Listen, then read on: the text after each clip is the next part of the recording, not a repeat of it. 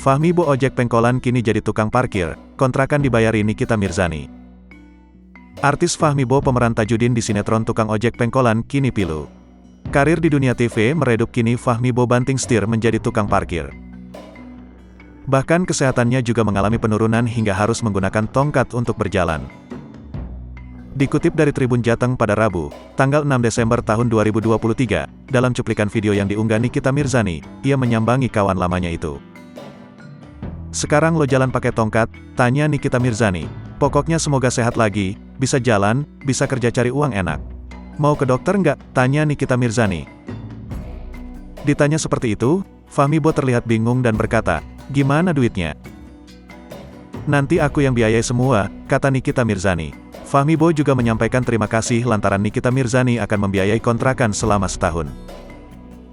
Fahmi Bo pun tampak pasrah mengenai pemasukan keuangannya saat ini.